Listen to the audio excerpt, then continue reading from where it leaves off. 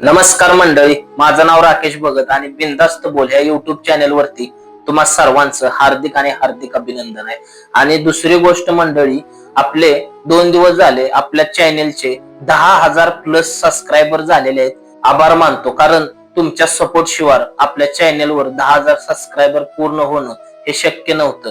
आणि मंडळी, जे अजून कोणी आपला चॅनल सबस्क्राईब केलेला नसेल तर त्यांनी खरंच आपला चॅनल सबस्क्राईब करा, कारण आपल्या ह्या चॅनल वरती आपण तुमच्या फायद्यासाठी खरंच नवनवीन व्हिडिओ घेऊन येतो आणि त्या व्हिडिओचा लोकांना फायदा सुद्धा होतोय।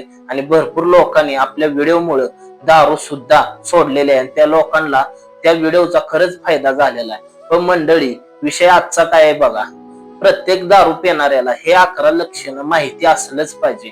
कारण का ही लक्षणं आत्ताची माहिती का असली पाहिजेत? कारण माणसाचं घर संसार पूर्ण उद्ध्वस्त झाले दारूच्या पायात। मी तुम्हाला एक सांगतो, माझा बघण्याचा दृष्टिकोन लोकांना, दारू पिणाऱ्या लोकांना खास करून माझा दृष्टिकोन कसा आहे, प्रत्येक माणूस काय ना काहीतरी टेन्शन मुळेच दारू पितो। कुणालाही दारू प्यायची मनापासून इच्छा नसते, माणूस तरी सुद्धा दारू पितो। पण का? कारण टेन्शन असतं माणसात, त्यामुळे माणूस दारू पितो। आणि काय काय लोक जे म्हणजे दारू प्यायला चालू करतात, पण शेवट त्यांचा खूप वाईट होतो। मंडळी, सगळ्यात पहिल्यांदा आपण सुरुवात करूया। माणूस सकाळ सकाळी उठल्यानंतर काय होतं बघा, रात्रीची जास्त पेलेली असते, त्यामुळे माणसाला सकाळ सकाळी उठल्यानंतर पूर्ण डोकं बिकं जाम होतं, त्या माणसाला दारू प्यायलाच पाहिजे असं वाटतं। मग त्या माणसाचा दिवसच तुम्ही सांगा, जर सकाळी दारू प्यायलं तर त्या माणसाचा दिवस कसा चालू होईल? हे पहिलं लक्षण आहे, खूप महत्वाचं आहे, तुम्ही ध्यानात ठेवा। हे लक्षण जर माणसाने पाळलं तर खरंच तो माणूस कोणत्याही टप्प्यात असू द्या पिणाऱ्याच्या, तिथनं खरंच तो माणूस रिवर्स येईल। हे लक्षण बघा, माणूस सकाळ सकाळी डोकं रात्री जास्त झाल्यामुळे जाम होतं, ते माणूस सकाळचं जातं उतारा घ्यायसाठी। आता उतारा घ्यायला गेलं तर त्या माणसाचं होतं काय, 90 घ्यायला गेला तर तो माणूस ती 90 पितो, परत अजून 90 घेतो, परत अजून 90 घेतो, तो माणूस तिथंच जाम होतो। त्याच्यानंतर त्या माणसाचा दिवस पूर्ण खराब जातो आणि संध्याकाळ तर त्या माणसाला जो टायमिंग असतो प्यायचा, त्या टायमिंगला प्यावंच लागतं। तर मग ह्यात फायदा कोणाचा झाला? दारू विकणाऱ्याचा। हे माणसाचं सगळ्यात पहिलं लक्षण आहे, हे माहिती असणं तुम्हाला खरंच गरजेचं आहे। आणि दुसरं लक्षण बघा, काय काय लोक खिशात रुपया नसला, पाक दारू पिऊन पिऊन भिकायला लागलेली पण आहे ती बघा। खिशात रुपया नसला तरी कोणत्याही मित्राला फोन करणार, काहीही कारण सांगणार, असं झालं, हे झाले, ते झाले, मला पैसे दे, किंवा काहीही कुणाला बी भीक मागतील यायला, पण त्या माणसाला दारू प्यायचीच, अशी सुद्धा लोक आहेत मंडळी। मग हितपर्यंत पाक ह्या लेवलला जाण्यापेक्षा चांगलं शरीर देवाण दिले, कष्ट करून जर खाल्लं तर काय वाईट आहे मला सांगा? माणसाचं आयुष्य एवढं सुंदर आहे ना, माणसाला ते जगता येत नाही। तुम्ही सांगा, आता कुत्रं असो, मांजर असो, किती प्राणी आहेत, या प्राण्यांना कोणतंही व्यसन नाही, त्यामुळं त्यांना त्यांचं आयुष्य किती सुंदर जगता येते। पण कुत्र्यासारखं जर आयुष्य माणसांचं असतं तर त्या माणसाला एवढी नाटकं करता आली असती का? माणसाला देवाने एवढं चांगलं घडवले, पण माणूस स्वतःच्या हाताने आपल्या शरीराची वाट लावून घेतोय। दुसरा विषय, संध्याकाळी टायमिंग झाला तर त्या माणसाला दारू प्यायला जावंच लागतं। आजकाल तुम्ही बघताय, लोकांची तोंड सुजतात, पायाला सूज येते, त्याचबरोबर म्हटलं तर लोकांना पोट पोट सुद्धा लोकांचं जास्त सुटायला लागले। आणि आपले एक सबस्क्रायबर आहेत, त्यांनी मला विचारलेला प्रश्न की लघवी करताना दारू मध्ये वास का येतोय? हा सगळ्यात महत्वाचा मुद्दा आहे बरं का।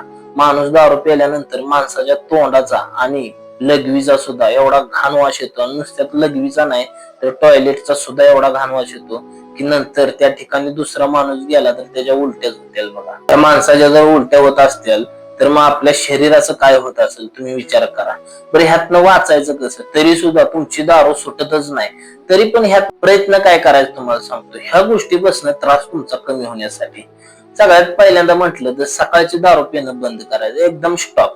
आणि तुम्हाला संध्याकाळची दारू प्यायची सवय आहे, आणि तुम्हाला आता सबस्क्रायबर आपले आहेत ते, त्यांचं म्हणणं काय आहे की त्यांना लघवी करताना बी एवढा घाण वास येतोय, ते वास तुमच्या शरीरातली पूर्ण दारूने जी घाण झालेली असते ती पूर्ण घाण तुमच्या लघवी वाटे, संडास वाटे ती निघून जात असते। तर ह्याचं करायचं काय? तुम्ही जी दारू पिताय ना, कोणताही ब्रँड असो, कोणतीही दारू तुम्ही प्या, दारूचा विषयच नाही येत, तुम्ही कोणतीही दारू प्याला तरी तुम्हाला तोच त्रास होणार। त्यामुळे करायचं काय, तुम्ही सगळ्यात पहिल्यांदा तुमचा संध्याकाळचा टायमिंग आहे ना, तर तुम्ही संध्याकाळच्या टायमिंगला तुम्ही रोज किती दारू पिता? 3 पॅक पिता ना, तर आजपासून 2 पॅक प्यायला चालू करा.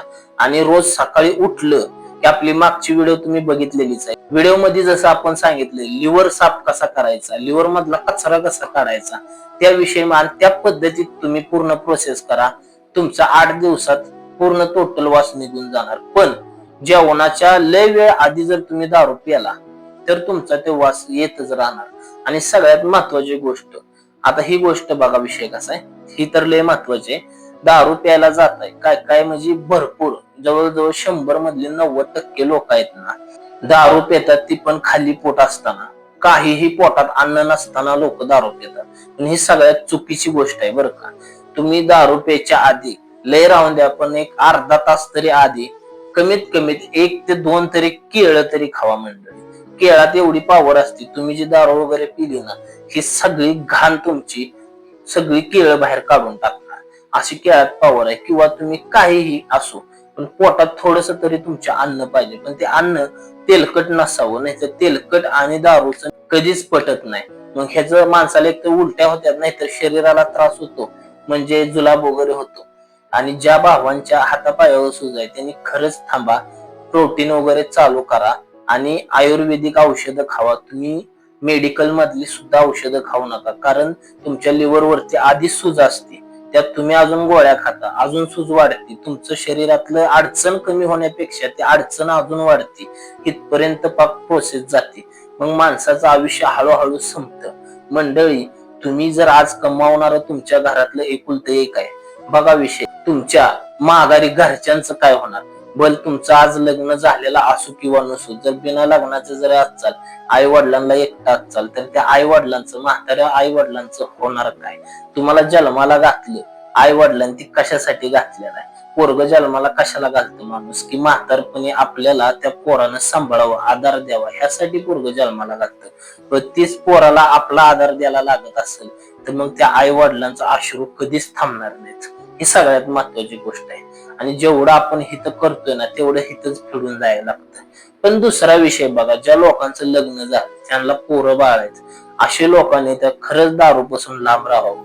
आणि बघा काय काय लोक लग्न होत नाहीत म्हणून सुद्धा दारू पितात आणि भरपूर पितात, की माझं टेन्शन आहे, मला लग्न नाही झालं, माझं हे नाही झालं, मी दारू पितोय. पण त्यांच्या नादाला लागून चांगली जी लग्न झाले, त्यांना पोरं बाळ आहेत, अशी लोक सुद्धा दारू प्यायला रोज बसतात. बरं त्याला टेन्शन आहे, तुला काय टेन्शन आहे? तुला बायका पोर आहेत, तुला घरदार आहे, तुला काय टेन्शन आहे? तुला त्याच्याबरोबर दारू प्यायचे. म्हणजे इथपर्यंत एवढं माणूस काहीही कारण लावतो बरं का. माणसाला खरं तर इच्छा असते दारू प्यायची, बाकी काही नसती, पण माणूस कारण काहीही लावतं आणि दारू पितच राहतं.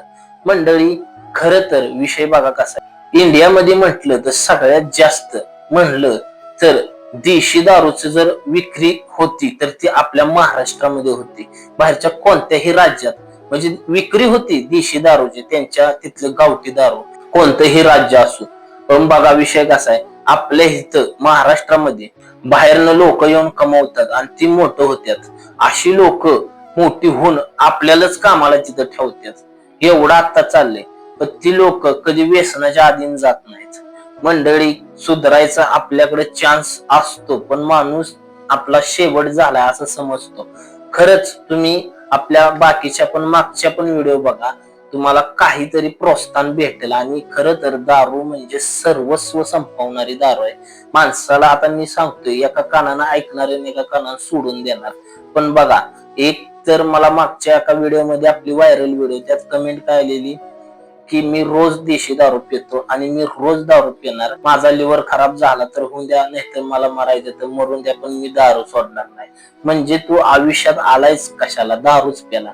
देवानं तुला आयुष्य दिले, तुला घडवले, ती कशासाठी असतं की तुझ्या हातून काहीतरी, आपल्या खांद्यावर काहीतरी जिम्मेदारी दिलेली असती. ती जर पार नाही पाडली तर मग तू जिम्मेदारी फक्त दारू प्यायचीच घेणार आहे का? असं सुद्धा असतं. नुसतं कमेंट करून उपयोग नसतो. आणि काय काय आपले बघा सबस्क्रायबर एवढे आहेत की त्यांची खरंच दारू सुटली आपल्यामुळं. म्हणजे काय काय अजून आपले काय काय आपले सबस्क्रायबर आहेत, त्यांची दारू आता हळूहळू कमी व्हायला लागली. म्हणजे काय काय लोकांचं बघा, काय काय लोकांची एकदम दारू सुटते आणि काय काय लोकांची हळूहळू दारू सुटते.